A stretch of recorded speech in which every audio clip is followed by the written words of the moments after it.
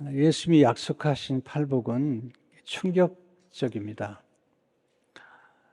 그 이유는 이 팔복을 주신 대상이 우리가 생각하는 사람들과는 너무나 다르기 때문입니다. 예수님께서 무리를 보시고 그리고 입을 열어 가르치셨는데 그 무리가 어떤 사람이었는가를 마태복음 4장 마지막 부분은 이렇게 설명하고 있습니다. 마태복음 4장 24절 25절을 보게 되면 그의 소문이 온 시리아에 퍼진지라 사람들이 모든 앓는 자, 곧 각종 병에 걸려서 고통당하는 자, 귀신 들린 자, 간질하는 자, 중풍병자들을 데려오니 그들을 고치시더라. 갈릴리와 데가볼리와 예루살렘과 유대야와 요단강 건너편에서 수많은 무리가 따르니라. 예수님의 소문이 수리아에까지 퍼졌고요. 많은 병든 자들이 찾아온 것입니다. 그러니까 예수님을 찾아온 무리 가운데 예수님의 제자들도 있지만 대부분의 사람들은 각종 병에 걸려서 고통당하는 자, 귀신 들린 자, 간질하는 자. 요즘은 간질하는 분들을 찾아보기 좀 어려워요. 의술이 발달해서. 근데 제가 어렸을 적에는 주위의 학생들 가운데 간질하는 그런 모습들을 여러 번 본 적이 있습니다. 중풍병자들. 이런 사람들을 향해서 여러분은 행복한 사람들입니다. 여러분은 복받은 사람입니다. 그렇게 말씀하시는 거예요. 여기 복이난이라고 하는 이 헬라어는 마카리오스입니다. 이 단어의 고대형은 마카르인데 이 단어는 그 당시에 신들에게 해당되는 축복이에요. 신들에게 속한 축복. 그 말을 쓸 때 이제 헬라 사람들이 헬라에 많은 신들이 있지 않았어요. 그 당시에 신화들이 있고. 근데 그 신들에게 해당되는 복, 그런 표현들인데 사도 바울이 이제 하나님이 복 있는 하나님이시다라고 얘기할 때 그때 썼던 단어가 이 마카리였습니다. 디모데전서 1장 12절을 보게 되면 이 교훈은 내게 맡기신 바 복되신 하나님 영광의 복음을 따릅니다. 여기서 복되신 하나님 할 때 복되신 헬라가 마카리였습니다. 그러니까 예수님께서 지금 병들고 귀신 들리고 그리고 버림받은 그런 사람들을 향해서 여러분에게는 하나님의 복이 임했습니다. 천국의 복이 여러분의 것입니다. 라고 지금 말씀하시는 겁니다. 너무 충격적이지 않아요? 그 당시에 병에 들거나 또 장애가 있으면 그 당시에는 저주받은 걸로 생각했습니다. 그래서 그 시각장애를 만났을 때 예수님의 제자들이 예수님 지금 저 사람은 가난하고 그리고 볼 수 없는 저 사람은 자기의 죄 때문입니까? 아니면 부모의 죄 때문입니까? 라고 물었을 때 예수님께서 그건 자기의 죄도 아니고 부모의 죄도 아니라 하나님의 영광을 드러내는 것이다. 그게 너무 충격적이죠. 고난은 죄 때문에 오는 것만이 아니라 하나님의 영광을 위한 것이다. 그렇게 말씀하셨기 때문에 예수님의 이 팔복, 예수님이 바라볼 수 있는 장애에 대한 관점, 또 고난에 대한 관점은 너무 우리가 다른 것입니다. 예수님께서 심령이 가난한 자, 마음이 가난한 자가 복이 있다고 하셨는데 어떤 상태를 얘기할까요? 첫째로 마음이 가난한 사람은 영적인 파산 상태입니다. 파산. 3절을 보시면 심령이 가난한 자는 복이 있나니 천국이 그들의 것이며 누가복음에 보면 누가복음 6장 10절에 너희 가난한 자는 복이 있나니 하나님 나라가 너희 것이며 여기는 마음이 가난한 자가 있고요. 또 누가복음에 나오는 이 가난한 자는 경제적으로 가난한 자입니다. 하나님은 가난을 장려하거나 또 가난의 고통에 대해서 결코 모르는 분이 아니세요.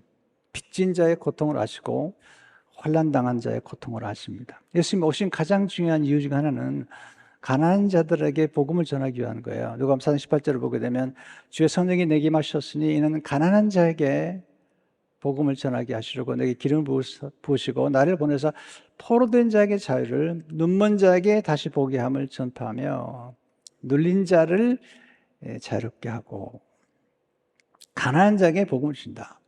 그리고 포로된 사람들이 많잖아요. 진짜로 감옥에 있는 사람도 있지만 미움의 포로, 과거의 포로, 상처의 포로, 이렇게 여러 포로된 자들을 자유케 하시는.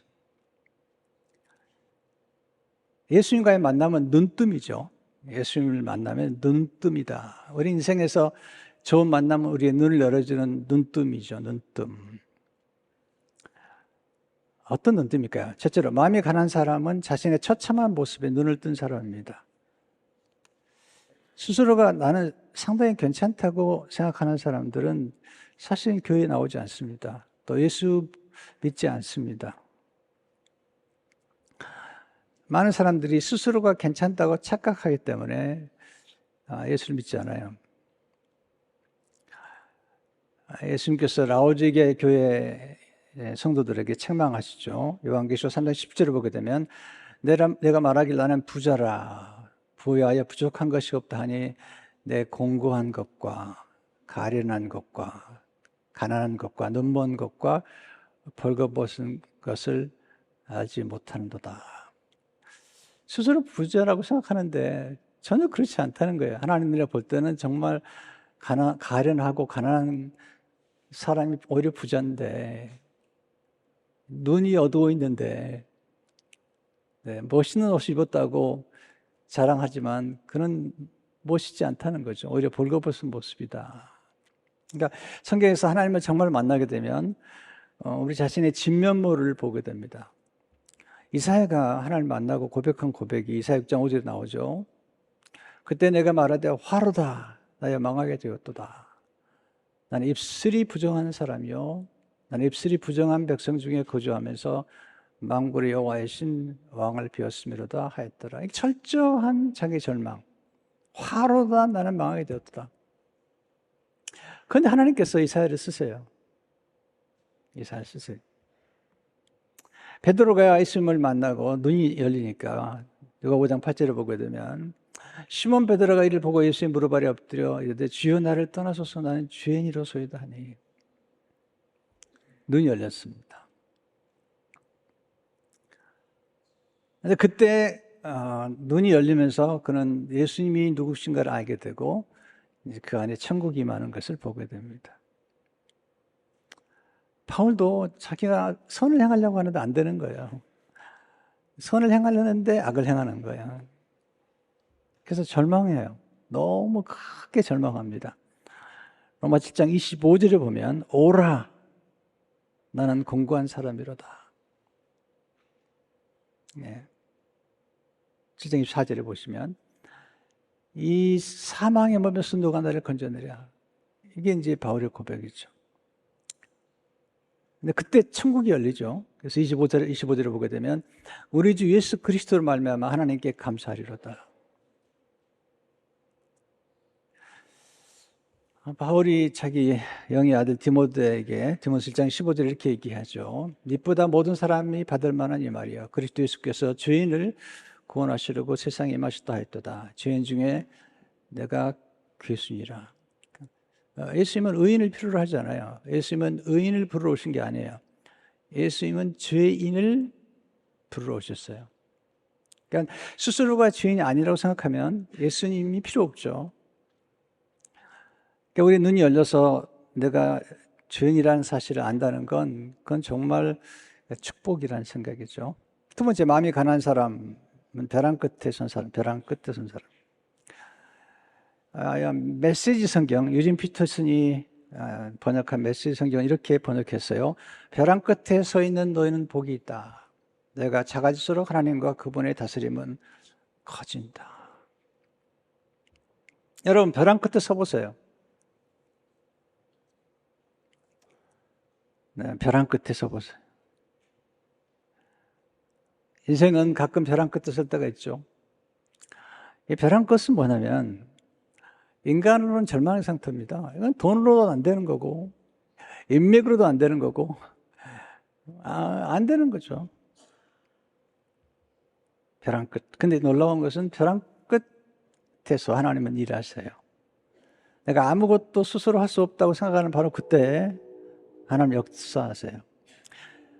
왜냐하면 벼랑 끝에 선 사람들의 특징은 그때 하나님을 찾아요. 하나님을 사모하게 됩니다. 어느 정도까지는요, 뭐 돈으로 해결하고, 뭐 인맥으로 해결하고 그러잖아요. 근데 그게 넘어갈 때가 있습니다. 네. 이제 그때 같으면 우리는 이제 하나님을 찾을 수밖에 없죠. 근데 하나님의 일하시는 그 방법이 주로 우리를 벼랑 끝에 몰아넣어서 인간의 절망의 끝자락에서 하나님의 희망이 시작하게 만들고 벼랑 끝에서 오히려 비상하게 만드시는 것이 하나님의 방법이죠. 룻기에 보면 룻이라는 여인은 젊은 과부가 됐어요. 시어머니를 모시고 베들레헴에 왔는데 먹을 게 없어요. 철저하게 가난한 거죠. 그때 룻이 의지했던 것이 은혜입니다. 은혜. 그리고 이삭을 주우러 나갑니다. 벼랑 끝이죠. 룻기장 2절에 보게 되면 모압 여인 룻이 나오며 이르되 원하건대 내가 밭으로 가서 내가 누구에게 은혜를 입으면 그를 따라서 이삭을 죽겠나이다. 아니 나오미가 그에게 이르되 내 따라 갈지어다. 이삭을 주우러 가는데 은혜를 입으면 이 보아스를 만나죠. 보아스가 친족 구속자인데 보아스가 은혜를 베푸니까 감사를 해요. 2장 10절에 보면 룻이 엎드려 얼굴을 땅에 대고 절하며 그 이르되 나는 이방 여인이거늘 당신이 어찌하여 내게 은혜를 베푸시며 나를 들어보시나이까. 보아스는 이제 은혜를 베푸는 사람인데 예수님의 모형이죠. 하나님이 하시는 걸 보면 이렇게 벼랑 끝까지 몰아가세요. 사르밧 과부를 보면 통의 마지막 가루, 병의 마지막 기름으로 떡 하나 만들어 먹고 아들과 함께 먹고 죽으려고 기다리는 거예요. 그런데 엘리야가 이해해요. 그걸 가져오라는 거예요. 빈 그릇이 됐죠, 빈 그릇. 가난하게 된 거죠. 진짜로 찢어지게 가난한 거죠. 근데 그 벼랑 끝에서 하나님이 말씀하세요. 하나님의 말씀에 순종해 보라는 거죠. 그랬더니 그 떡 한 조각 만들어서 엘리야에게 줬죠. 엘리야가 그렇게 냉정한 사람도 아니고 그렇게 뭐 그런 사람이 아니잖아요. 하나님의 말씀에 순종해 보라. 벼랑 끝까지 가보라는 거죠. 그래서 순종했더니 3년 6개월 동안 통의 가루가 다하지 아니하고 병의 기름이 마르지 아니했습니다. 풍성한 축복을 경험한 거죠. 세 번째, 마음이 가난한 사람은 영적으로 파산한 상태입니다. 파산. 가난하다고 할 때 이 가난한 헬라어로 푸토코스. 이건 정말 가난해요. 정말 처참하게 가난해요. 소박하게 사는 사람이 아니에요. 여러분, 소박한 사람 정도면 괜찮아요. 소박하게 살 수도 없는 정말 가난한 사람. 찢어지게 가난한 사람. 이게 찢어지게 가난다는 말을 좀 설명하면 조금 강단에서 설명하면 불편해서 내가 설명하기 어려운데 왜 찢어지게 가난한 줄 아세요? 옛날에 먹을 게 없으니까요. 나무 껍질을 먹는 거죠. 그러면 아이들이고 엄마, 어른들이 똥구멍이 막혀요. 그러면 변이 안 나와요. 그럼 그때 후벼 파는 거예요. 똥구멍이 찢어지는 거예요. 이해가 안 되라고 하시네. 그만큼 가난한 거예요. 여러분, 그렇게 가난해 본 적 있습니까? 지금 미국에 사는 사람들은 다 부자죠. 정말 찢어지게 가난한 거죠. 거지 나사로를 설명할 때 그렇게 거지 나사로가 말하는 그 거지, 그 표현이 푸토코스예요. 요감 10장 19, 20절을 보게 되면 한 부자가 있어 자색 옷과 고운 베옷을 입고 날마다 호롭게 즐기더라. 그런데 나사로를 이름하는 한 거지가 헌데투성이로 그의 대문 앞에 벌어진 채, 여기 거지가 나오죠.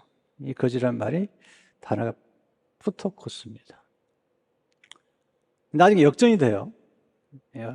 연락을 즐기고 하나님 없이도 살았던 부자는 음부에 가고, 이 가난한 나사로는 천국에 들어갑니다. 제가 이 말씀 묵상하는데 다윗 생각이 나는 거죠. 다윗이 그 사울왕의 추적을 받으면서 아주 가난해졌어요. 공고해가지고 아둘람 굴에서 광야에서 정말 마음이 가난한 사람으로 살아가는 거예요. 그런데 놀라운 건 그 찾아온 사람들이 또 기가 막혀요. 이 찾아온 사람들이 마치 예수님을 찾아왔던 그 무리와 똑같아요.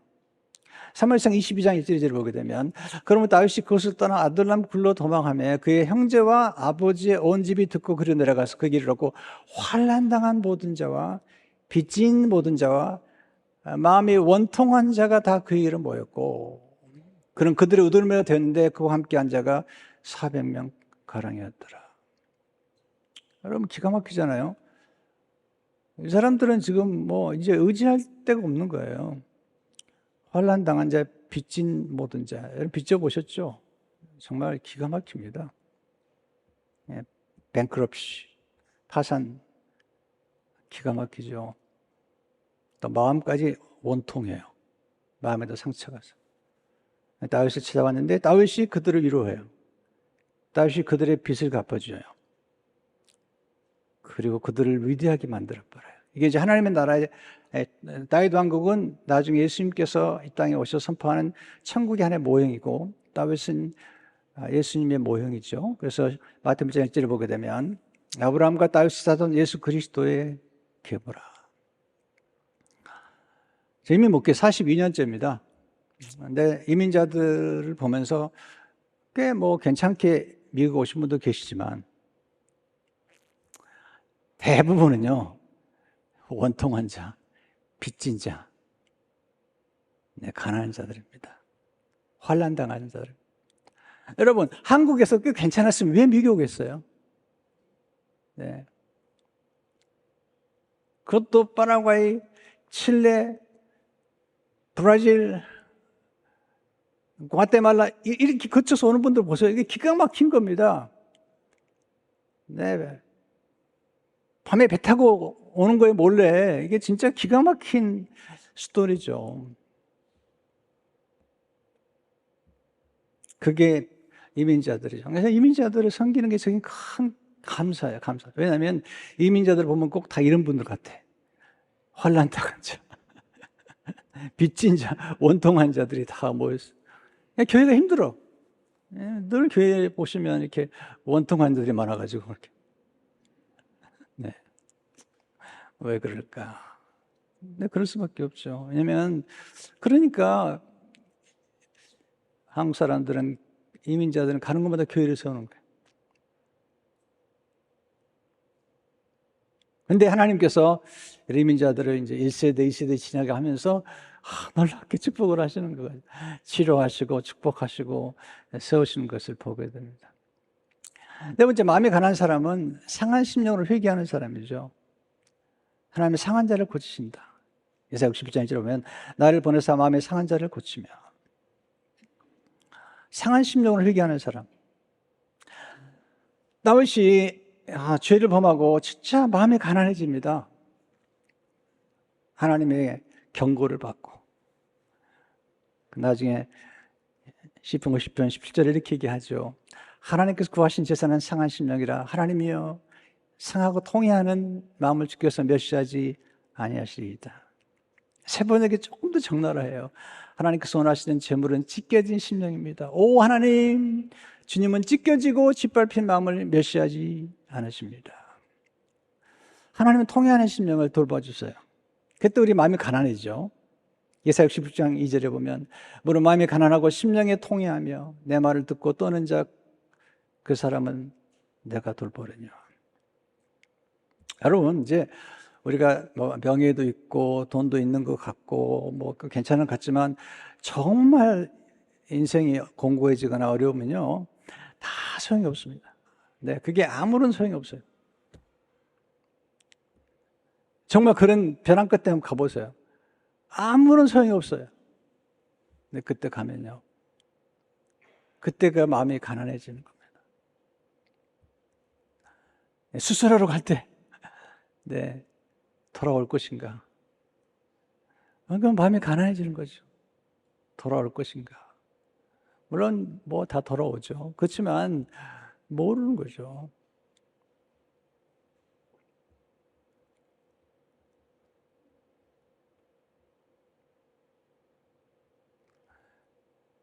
성수대교 이게 무너졌을 때 한 목사님 그러시더라고요.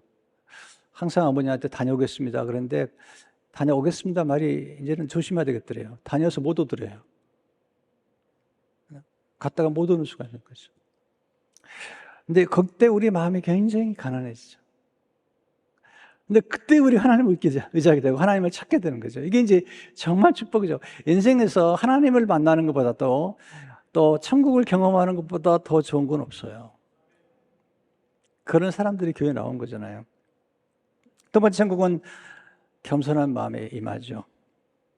3절에 보시면 심령이 가난한 자는 복이 있나니 천국이 그들의 것이며. 겸손하려고 노력할 필요가 없어요. 우린 뭐 겸손할 수밖에 없는 사람들인데 언제부터 약간 교만을 떨잖아요. 근데 사실 정말로 제대로 알면 우리는 뭐 겸손할 수밖에 없죠. 근데 부자들 가운데도 정말 겸손한 분들이 계시죠. 왜냐하면 돈은 많은데 마음이 가난한 거죠. 그 중에 하나가 삭개오는 세리장이었어요. 부자였습니다. 그 당시 세리장들은 로마가 부여한 세금을 이제 걷어들이는데 로마가 부여한 세금보다 보통 4배를 걷어들이는 거예요. 그래가지고 세 개는 착복을 하고 나머지 하나만 이제 했는데, 그러니까 뭐 세리장들은 세리는 다 죄인이라는 거죠. 그리고 부자가 된 거죠. 근데 너무 괴로운 거죠. 이름이 삭개오인데요. 삭개오라는 이름이 너무 좋은 거예요. 청결. 근데 사실은 청결하지 않죠. 의로운 그런 뜻인데 가난한 사람들이 돈을 착취해가지고 부자가 된 사람이죠. 다 그렇진 않지만 삭개오의 경우는 그런 경우. 누가복음 19장 2절을 보게 되면 삭개오라 이름하는 자가 있으니 세리장이요 또한 부자라. 근데 부자인데 존경받지도 못해요. 여러분, 부자면서 존경받는 사람 많지 않습니다. 부자면서 사람들이 부러워하지 그를 존경하지 않아요. 이 존경받는 게 훨씬 더 부유롭습니다. 부자라고 해서 다 존경받잖아요. 저는 부자란 말 때문에 멸시를 당하고 손가락질을 당하는 사람들을 상당히 많이 봤습니다. 어떤 분은 그렇게 부자는 아니지만 존경받고, 어떤 분들은 부자면서 존경받는 분들이 계세요. 왜냐하면 그분들은 가진 걸 나누니까, 베푸니까. 네. 그런 사람들은 존경을 받아요. 이번에도 한 교수님께서 아인슈타인 의대에다가 1억 불인가 얼마더라? 굉장히 많은 돈을 기부를 해가지고 의대생들이 전부 무료가 됐어요. 이야, 멋있잖아요. 그런 분들은 존경을 받는 거죠. 존경.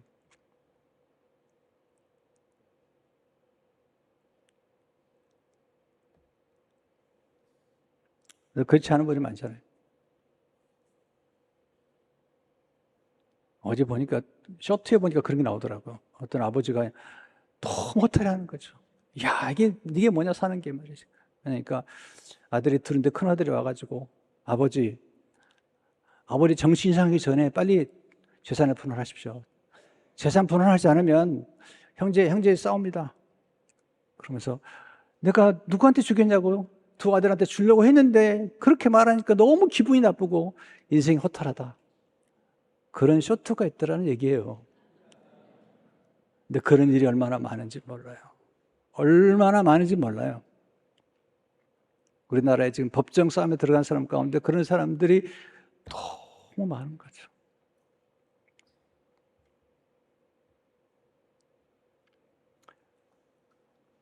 니고데모 아리마데오스 부자였습니다. 그런데 하나님을 찾아왔어요. 예수님 찾아왔잖아요. 예수님이 그들을 제자로 삼았습니다. 그래서 나중에 보니까 숨은 제자 가운데 니고데모가 있고, 니고데모는 그 당시 관원입니다. 네, 그리고 랍비입니다.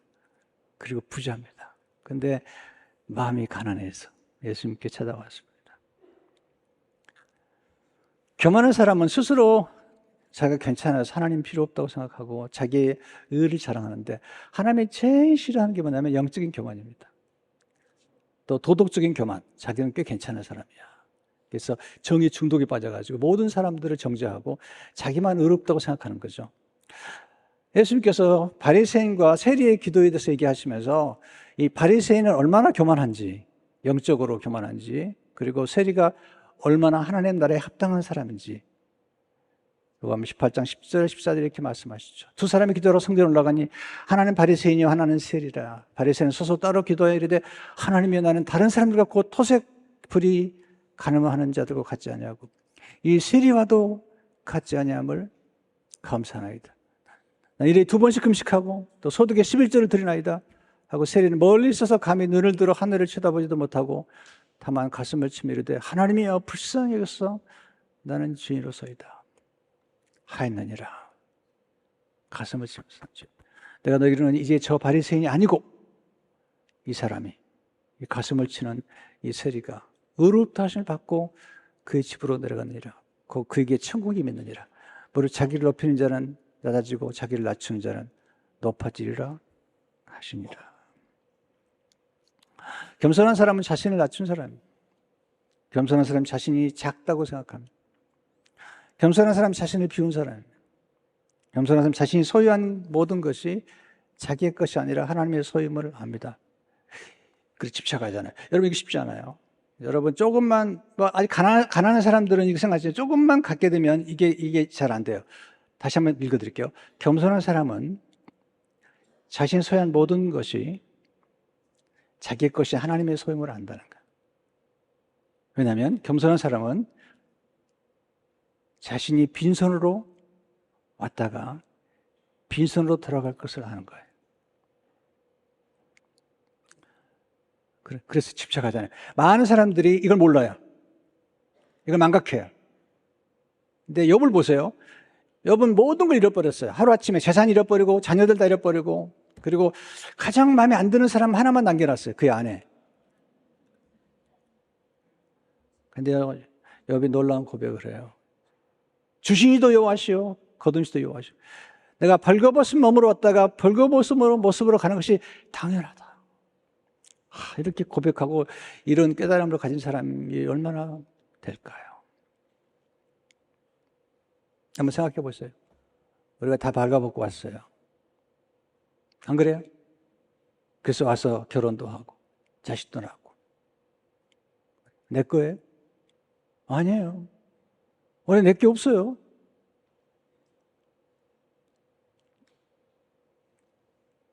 어떤 분 너무 교만해요. 내가 아니면 교회가 안 될 것 같아.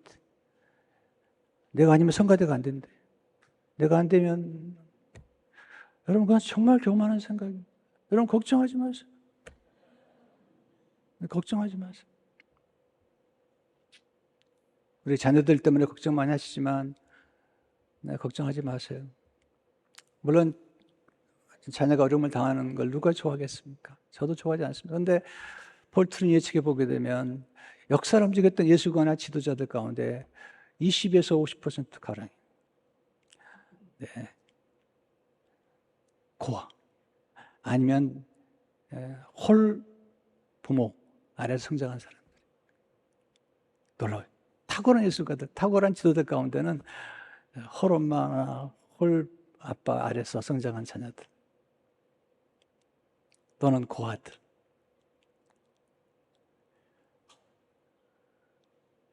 너무 신비롭지 않아요? 하나님이 하신 일을 보면 너무 놀랍잖아요? 하나님이 하신 거 보면 너무 놀라워요. 주로 다윗의 자녀들도 보면, 그 이세의 자녀들도 8아들인데 맨 마지막 아들이었어요. 장자가 다 귀하잖아요, 장자. 근데 또 에서가 아니라 또 야곱을 써요. 하나님 신비하십니다. 겸손한 사람의 특징이 뭘까요? 그래서 뭔가 잃어버릴 때도요, 그건 나쁘긴 하지만 너무 지나치게 원망하진 않아요.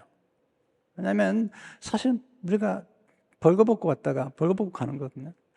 근데 이제 그게 잘 안 되죠. 겸손한 사람의 특징이 뭘까? 열린 마음을 가진 사람이에요.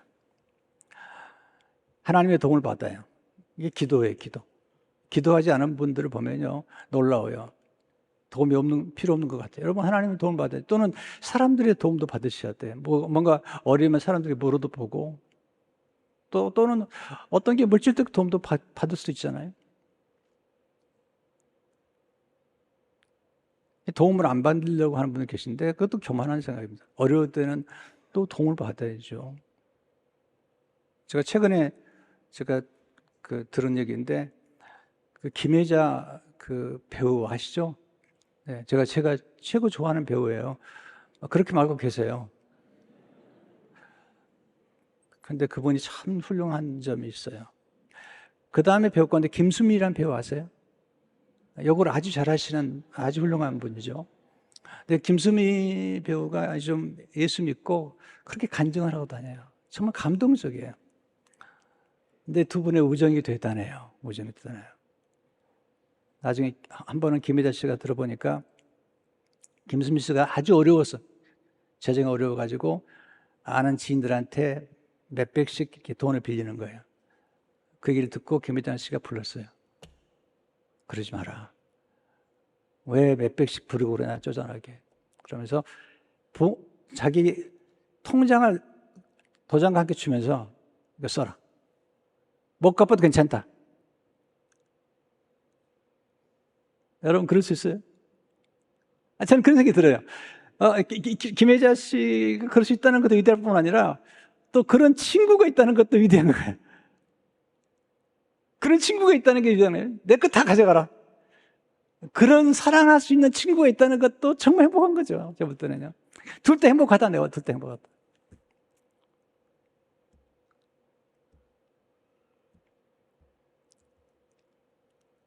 그러면서 일어서는 거죠.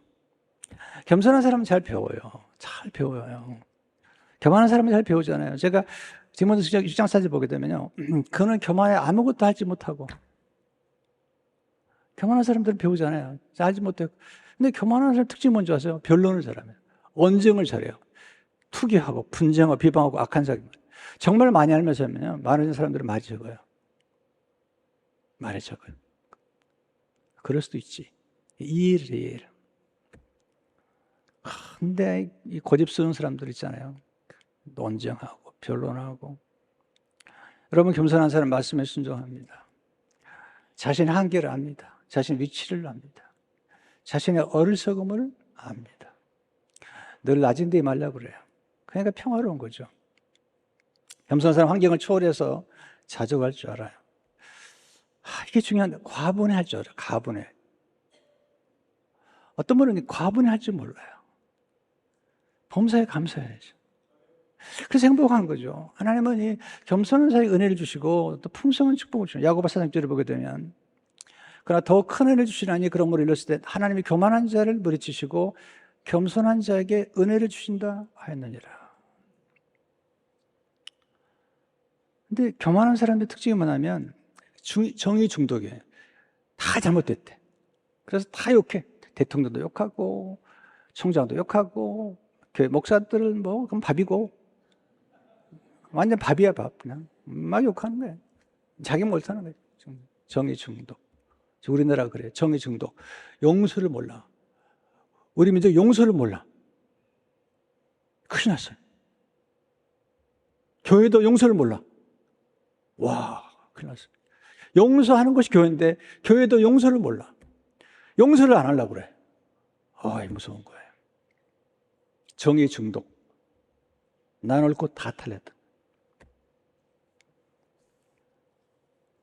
그런데 겸손한 사람들은 자꾸 좋은 점을 봐야 돼. 좋은 점을 보면 좋은 점을 말하죠. 여러분, 그러니까 행복한 거죠. 사람 행복이 어디 있죠? 행복이라는 것은 내가 행복을 추구한다고 오는 게 아니에요. 행복이라는 것은 내가 누군가를 섬길 때, 누군가에게 행복을 내가 전해줄 때, 그때 오는 부산물이에요. 바이 프로덕트라고 그러죠. 사실 부도 마찬가지입니다. 여러분, 제가 이번에 이제 부의 원리에 대해서 강의한 적이 있는데 너무 웃기는 게 뭐냐면요, 부에 집착할수록 망해요. 근데 남을 잘 되게 하면 할수록 부가 따라와요. 부는요, 부산물이에요. 부산물이기 때문에 따라오는 거예요. 내가 성실하게 일하고, 다른 사람을 배려하고, 다른 사람을 잘 되게 하기 위해서 물건을 만들고, 제품을 만들고, 시스템을 만들고, 그렇다면 이게 그 결과로 오는 거예요. 그 결과로. 네. 그 때문에 부라는 것은 교환 수단을 위한 노예예요, 노예. 우리의 노예예요. 근데 이게 거꾸로 됐어요. 부를 섬겨. 부를 숭배. 여러분, 그건 행복하지 않은 거예요. 부라는 것은 내가 하나님의 의리 안에서 성실하게 살다가 보니까, 근데 보세요. 이거 아셔야 됩니다. 여러분, 성실하게 산다고 다, 노력하며 산다고 다 부가 따라옵니까? 그렇지 않아요. 그것도 은사예요, 은사. 은사뿐만 아니라 이게 운이 따라줘야 돼. 소위 말하면 복이 따라줘야 돼. 운이 따라줘야 되는 거예요. 그렇기 때문에요, 제가 만난 꽤 겸손한 부자들을 만날 때마다 제가 듣는 얘기가 있습니다. 목사님, 하나님 은혜입니다. 두 번째, 운이 좋습니다. 운이 따라줬다는 거예요. 네. 네. 그래서 정말 경험하면 안 되는 거죠. 심령이 가난 자는 천국의 복을 누리죠. 3절에 보니까 천국이 그들의 것입니다. 천국이 임하는 거예요, 우리에게. 이 천국의 특징이 뭐냐면, 천국의 문화가, 천국의 특징은 겸손한 나라고, 상대방을 존중하고, 그리고 사랑하고, 그리고 거룩을 추구하고. 보세요. 천국은 이미 우리에게 임했어요. 근데 아직 완전히 임하지 않았어요. 이게 두 가지죠. 이미 임했는데 우리 마음이 임하고, 그리고 아직은 이제 우리가 이제 하나님 나라에 들어가는 거죠. 이미 우리 마음이 이루어진 거죠. 그러니까 보세요. 이 천국의 특징이 뭐냐면, 천국의 특징은 사람들을 존중해요. 사람들을 귀여겨요. 그러니까 천국의 특징은 C.S. 루이스가 말한 것처럼 인간의 잠재력을 극대화시켜요. 그래서 예수님 오신 것은 우리로 하여금 계속 가난하게 하기 위해서 오신 게 아니에요. 고린도서 8장 9절을 보세요. 우리 주 예수 그리스도의 은혜를 너희가 알거니와 부요하신 이로써 너희를 위하여 가난하게 되심은 그의 가난함으로 말미암아 너희를 부요하게 하려 하심이라. 사라바 과부가 부요를 경험하잖아요. 나사로가 천국에 들어가서 부유를 경험하잖아요. 복음이 들어가는 곳마다 학교가 세워지고 병원이 세워지고 이러면서 놀라운 역사가 나타나죠. 그래서 부유한 나라가 돼서 축복의 통로가 되는 거잖아요. 천국을 경험하는 가정이 있습니다. 가정은 서로를 존중하는 겁니다. 서로를 세워주는 겁니다. 그리고 품격이 달라요. 품격이. 언어가 달라요. 저는 우리 교회가 품격이 중요하다고 생각해요. 품격. 근데 품격이라는 단어 한문을 보니까 재미있어요. 품격이라는 단어의 한문, 품이라는 한문을 보시면요, 입구가 3개예요. 3개. 품격은 우리 언어와 관련되어 있어요. 저는 입구 3개를 보면서요, 삼위일체 하나님을 생각했고요. 또 하나는 이 언어가 중요하다. 언어가. 천국이 임하면 우리 언어가 감사로 변화돼요. 품격 떨어지는 분 보면요, 막말을 해요. 막말을. 그러면 가정이 천국이 아니라 지옥이 되는 겁니다. 남을 멸시하고 남편과 아내를 멸시하고 일상의 삶 가운데 서로를 존귀 여기고 서로를 세워주고 이런 가정, 이런 교회가 품격이 있는 거예요. 품격. 자녀들도 함부로 말하면 안 돼요. 여러분, 사회들한테 함부로 얘기하면 안 돼요. 저는 우리 사회들한테 반말 안 합니다. 네. 아들 같은데 무슨 아들이나 아들이에요. 사유지. 며느리 내 딸처럼 무슨 얘기를 하고 있어요. 그런 거 없어요. 그런 거. 존귀 여겨야죠. 어렵게 대해야죠. 네, 그게 좋은 거죠. 여러분 스스로가 여러분 마음의 천국을 경험하는 길이 있어요. 여러분 스스로를 귀히 여겨야 돼요. 보세요. 나중에 이 가난하다고 하는 이 사람들이 하나님의 나라가 임할 때 모든 걸 통치하는 거예요. 예수님과 같이 통치하는 대단한 사람이 되는 거죠. 다윗의 왕국에 찾아왔던 환난당한 자, 빚진 자, 원통한 자들이 나중에 다윗 왕국의 캐비넷, 왕국의 정말 핵심 멤버가 되는 것처럼 우리가 지금 가난하고 어렵지만 하나님 나라에서 예수님이 오시게 되면 우리는 예수님과 더불어서 왕국을 통치하는 데까지 가는 것입니다. 그럼 우리는 마음은 가난하지만 사실 부유한 자들입니다. 이 말씀을 가슴에 새겨 여러분 생각 가운데 정말 겸손한 성품과 함께 하나님의 부유하심이 풍성하시길 축원합니다.